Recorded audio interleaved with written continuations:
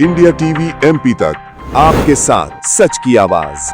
India TV MP तक news channel के सभी दर्शकों का बहुत बहुत स्वागत है। मैं हूं आपके साथ अंकिता। चलिए आज की शुरुआत करते हैं कुछ खास खबरों की ओर। 28 अप्रैल 2026 को मध्य प्रदेश के मुख्यमंत्री डॉक्टर मोहन यादव की अध्यक्षता में मंत्रिपरिषद की बैठक मंत्रालय में वंदे मातरम गान के साथ प्रारंभ हुई। मंत्रिपरिषद में लिए गए निर्णयों की जानकारी मध्य प्रदेश के सूक्ष्म लघु मध्यम उद्यम मंत्री चैतन्य कश्यप ने पत्रकारों को देते हुए कहा कि विधानसभा के विशेष सत्र में नारी शक्ति वंदन संकल्प पारित होने पर महिला मंत्रियों ने मुख्यमंत्री का आभार व्यक्त किया। कैबिनेट ने वन्य जीव संरक्षण की दिशा में बड़ा कदम उठाते हुए कान्हा टाइगर रिजर्व में जंगली भैंसों को छोड़े जाने के निर्णय का स्वागत किया। किसानों के हित में गेहूं उपार्जन अभियान तेजी से जारी है। प्रदेश को 100 लाख टन गेहूं खरीद की अनुमति मिली है। अब तक 29.31 लाख मीट्रिक टन गेहूं खरीदा जा चुका है तथा 2546 करोड़ रुपए किसानों के खातों में अंतरित किए जा चुके हैं। शिक्षा क्षेत्र में सांदीपनि स्कूलों के उत्कृष्ट परीक्षा परिणामों को गुणवत्ता आधारित शिक्षा का प्रमाण बताया गया। स्वास्थ्य क्षेत्र में गांधी मेडिकल कॉलेज में पीजी सीटें बढ़ाने हेतु अधोसंरचना विकास को मंजूरी दी गई। इसके अलावा लोक निर्माण विभाग की 53,000 करोड़ की परियोजनाओं को स्वीकृति। ओबीसी विद्यार्थियों को दिल्ली में अध्ययन हेतु 10,000 रुपये छात्रवृत्ति, सिंचाई एवं जन कल्याण योजनाओं की निरंतरता सहित कई महत्वपूर्ण प्रस्तावों को हरी झंडी दी गई। मुख्यमंत्री ने स्वयं जनगणना प्रपत्र अधिकाधिक भरने की भी जनता से अपील की। आज मध्य प्रदेश के कैबिनेट की बैठक माननीय मुख्यमंत्री डॉक्टर मोहन यादव जी की अध्यक्षता में संपन्न हुई और कल के विशेष सत्र के ऊपर नारी शक्ति वंदन के ऊपर जो मध्य प्रदेश सरकार ने विशेष सत्र आयोजित किया था, उसके लिए सभी महिला मंत्रियों के द्वारा मुख्यमंत्री जी का अभिनंदन किया गया है कि इस संदर्भ में मध्य प्रदेश ने सर्वप्रथम देश में नारी शक्ति वंदन के आरक्षण का जो मुद्दा था उसको एक संकल्प के रूप में यहाँ पास किया। इसी के साथ आज प्रातः मुख्यमंत्री स्वयं बालाघाट जिले में कान्हा वन में गए थे और वहाँ पर जंगली भैंसे जो मध्य प्रदेश में 150 वर्ष पूर्व में थे, आसाम से इस बार भी 16 इस वर्ष के अंदर जंगली भैंसे लाए जाएंगे। उसकी शुरुआती खेप का उन्होंने बाड़े के अंदर छोड़ने का कार्य किया। यह चीतों के बाद में मध्य प्रदेश के पर्यावरण संतुलन व पर्यटन व जो वन्य जीव संरक्षण के अंदर मध्य प्रदेश की एक बड़ी भूमिका बनती जा रही है, उसका एक सीधा सा प्रमाण भी है। और इसी के बाद में अब असम से गेंडे व राइनो के 2 जोड़े लाने की भी योजना है। तो यह घास के जंगलों में लंबे समय तक रहने से एक इनका इकोसिस्टम डेवलप होता है। जो गाय और बाकी जो हिरण और बारहसिंगा रहते हैं, उन सब के लिए इनका एक वन्य जीव में होना बड़ा महत्वपूर्ण है। आज इस प्रारंभ में मुख्यमंत्री जी ने यह जानकारी भी सबके साथ शेयर करी है। इसी के साथ जल गंगा संवर्धन अभियान जो मध्य प्रदेश में चल रहा है, उसमें हर सरपंच से वो हर मंत्री व प्रभारी मंत्रियों से आग्रह किया गया कि वो इसको और सहभागिता करें और हर सरपंच एक जो संवर्धन के अंदर हम जो अलग अलग जो योजनाएं हम लेते हैं उसमें एक को वो ऑन करे, अपने के साथ में उसको जोड़े और उसकी एक, क्योंकि यह एक महत्वपूर्ण अभियान है और यह देश में अब नंबर 1 अभियान हो चुका है, जल गंगा संवर्धन अभियान। और पूरे देश के अंदर इसके ऊपर निगाह रखी जा रही है और मध्य प्रदेश मुझे लगता है इसमें और नई ऊंचाइयों के ऊपर आएगा।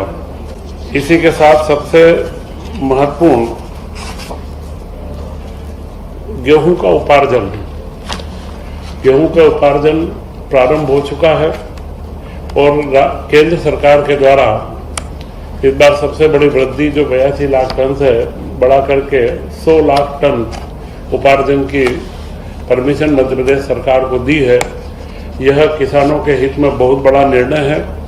प्रारंभ में लघु व मध्यम किसानों से जो उपार्जन किया जा रहा था, अब सभी किसानों का उपार्जन प्रारंभ कर दिया, क्योंकि इतने बड़े संख्या में उपार्जन पहली बार मध्य प्रदेश करेगा। परंतु 1-2 दिन के बाद में अभी लगातार जो अच्छी खबरें आ रही है और उपार्जन सेंटर बराबर चल रहे हैं, और शासन ने निर्णय लिया है कि शनिवार की छुट्टी नहीं रखते हुए पूरे सप्ताह में कम से कम 6 दिन तक गेहूं का उपार्जन किया जाएगा। तो यह 78 लाख टन से 100 लाख टन का उपार्जन इस बार किया जाएगा। टोटल 9,49,000 लाख स्लॉट बुक हुए हैं, जिसमें से 4,49,000 किसानों ने अपनी फसल बेची है, और अभी तक 29.31 लाख मीट्रिक टन का उपार्जन हो चुका है, और जिसका 2546 रुपये करोड़ की राशि वितरित की जा चुकी है। तो यह गेहूं उपार्जन इस विवाह के समय में किसानों को, लघु मध्यम किसानों के लिए बड़ी अच्छी सौगात लेकर के आया है, और इसकी निरंतरता अगले माहों में जो रहेगी तो मुझे लगता है कि किसानों के लिए एक सकारात्मक माहौल बनेगा। इसी के साथ में जो अभी 10वीं और 12वीं के रिजल्ट आए हैं, इन नतीजों ने बता दिया है कि सांदीपनि विद्यालय की जो योजना मध्य प्रदेश के अंदर लगी है, इन विद्यालयों का मुख्य उद्देश्य है कि शिक्षा की गुणवत्ता में वृद्धि करना। तो यह अपनी गुणवत्ता के अंदर यह एक सार्थक सिद्ध हुआ है ये प्रयोग। और इस बार 10वीं और 12वीं के नतीजों में 58 छात्र छात्राओं ने मेरिट में मध्य प्रदेश में स्थान इसमें बनाया है, और 10वीं की मेरिट सूची में 41 विद्यार्थी सांदीपनि विद्यालयों से हैं, और 12वीं में 17 विद्यार्थियों का चयन हुआ है। तो यह जो प्रतिशत है, 4 वर्षों में सांदीपनि विद्यालयों में जो शिक्षकों की गुणवत्ता, बच्चों के नवाचार और जितने कार्य किए गए, और अब जो नया इंफ्रास्ट्रक्चर बन रहा है, ये स्कूल अपने आप में देखने लायक स्कूल है। धीरे धीरे हर जिले के अंदर पूर्णता की ओर आ गए हैं। तो यह जो शिक्षा की गुणवत्ता का विकास है, इसके आंकड़े बड़े स्पष्ट हैं कि 10वीं में जो उत्तीर्ण बच्चों का सांदीपनि में 4 वर्ष पूर्व 68% का रेशो था, यह बढ़कर के 88% हो चुका है। 20% की वृद्धि अपने आप में बहुत बड़ी वृद्धि होती है। यह कार्य इन स्कूलों के, और जो 12वीं का रिजल्ट है वो 59 से बढ़कर के 89% हो चुका है। तो यह गुणवत्तापूर्ण शिक्षा का एक बहुत बड़ा प्रयोग है जो सफलता की ओर ऊपर जा रहा है। इस बार प्रधानमंत्री जी ने मन की बात में जनगणना के बारे में और उसके महत्व को रेखांकित करा है। इस बार की जनगणना को, पूरी जनगणना के अंदर स्व जनगणना का जो प्रारूप डिजिटल रूप में दिया गया है, हम चाहेंगे कि प्रदेश का हर नागरिक स्व जनगणना को स्वीकार करे, उसके अंदर अपने फॉर्म भरे। यह निश्चित है स्व अपना फॉर्म भर भी देगा, और कोई अगर उसमें बाद में उसको लगता है कि बदलाव करना है तो इसके प्रगणक उनके घरों पर आएंगे, तब वो उसमें बदलाव भी कर सकते हैं। अतः अभी ज़्यादा से ज़्यादा नागरिकों को अपने स्व जनगणना का प्रारूप को उपयोग करना चाहिए, ऐसा मुख्यमंत्री के द्वारा भी पूरे प्रदेश को एक आह्वान किया गया है। तो यह महत्व अभी हम सब लोगों का कार्य है, और हम सभी लोग इसमें जुड़ेंगे। और आपसे भी मेरा अनुरोध है कि आपके माध्यम से जो स्व जनगणना के लिए प्रेरक और उससे संबंधित लेखों का प्रकाशन भी आप करें, जिससे यह जो स्व जनगणना यह देश के विकास के लिए, आर्थिक और सामाजिक विकास और जानकारियों के लिए बड़ा महत्वपूर्ण कार्य होता है। तो इसका एक आंदोलन के रूप में एक माहौल बने, और हमारे हर प्रदेश से, क्योंकि आपने इसका जब फॉर्म आप देखेंगे तो जितनी जानकारी दी जा रही है वह अगले भविष्य की योजनाओं को निर्माण करने में कार्य आएगी। स्वास्थ्य, शिक्षा और सिंचाई व्यवस्थाओं के अंदर विकास कार्यों के 26,800 करोड़ रुपए की स्वीकृति हुई है। इसमें सिंचाई की एक महत्वपूर्ण योजना शाजापुर के लखुंदर बांध की है।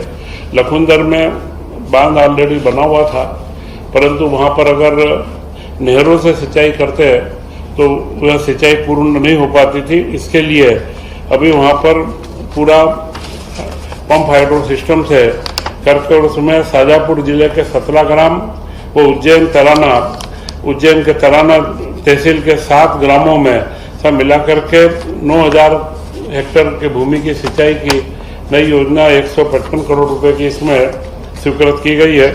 और यह योजना ऑलरेडी वहाँ का बांध बना हुआ है, उस पानी का उपयोग करके और शाहजहाँपुर जिले में करीब 30% के करीब सिंचाई की उपलब्धता इससे प्राप्त हो जाएगी।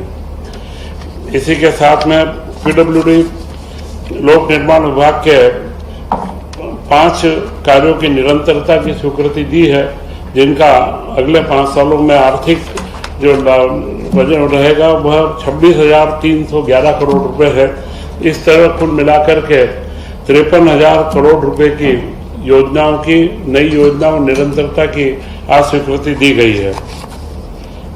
और इन सबसे महत्वपूर्ण एक जो हमारे बीच में दिल्ली के अंदर बच्चे जो शिष्यवृत्ति दी जा रही थी पढ़ने वाले बच्चों को पीजी व ग्रेजुएशन में, उसमें अभी ओबीसी वर्ग को 1,550 रुपये प्रति माह दिए जा रहे थे, उसकी जगह पर 10,000 रुपये प्रति माह करने का निर्णय लिया है कि जिससे वे बच्चे अपने पूरा खर्च उनका जो दिल्ली का औसत खर्च आता है वो निकल जाए। पूर्व में भी SC ST के बच्चों में भी ये विसंगति थी, वो निकाल करके ओबीसी के बच्चों को भी 10,000 रुपये प्रति माह इसमें दिए जाएंगे। 38,901 आंगनवाड़ी भवनों में विद्युतीकरण के बारे में कई जगह पर निजी भवन भी थे और जो शासकीय भवन भी थे, कई जगह पर भवन स्वीकृत थे, विद्युतीकरण के प्रावधान नहीं थे। तो अभी उसके लिए 38,000 भवनों में विद्युतीकरण के लिए 80 करोड़ रुपए की स्वीकृति दी गई है, क्योंकि गर्मी के समय में वहाँ पंखे लगना व कूलर को लगाना आवश्यक हो गया है। तो यह एक जो स्वीकृति है यह समयानुकूल स्वीकृति है। इसी के साथ में जो चिकित्सालय के अंदर गांधी चिकित्सा महाविद्यालय भोपाल में जो राशि दी गई है 80 करोड़ की, वो पीजी सीट की वृद्धि के लिए जो आवश्यक अधोसंरचना का निर्माण है उसके लिए है। और श्याम साह चिकित्सा महाविद्यालय रीवा में जो स्वीकृति 174 करोड़ के रिवाइज एस्टीमेट को स्वीकृत किया गया है, यह भी उसके वहाँ पर सुपर स्पेशलिटी हॉस्पिटल है उसके लिए दिया गया है। इसी के साथ में ये सारी योजनाओं की स्वीकृति और इन सबसे एक मध्य प्रदेश सरकार की निरंतर गतिशीलता व एक समायोजित अर्थव्यवस्था आर्थिक प्रबंध को बना करके रखना और जो हमारी योजनाएं हैं उनकी निरंतरता को रखने का कार्य किया गया है। मैं ऐसा मानता हूं कि मुख्यमंत्री डॉक्टर मोहन यादव जी के नेतृत्व में प्रदेश में लगातार नए नवाचार, इकोसिस्टम, पर्यावरण संतुलन व हर क्षेत्र में सरकार अपनी कई न कई उपलब्धियां ला रही है। जय हिंद।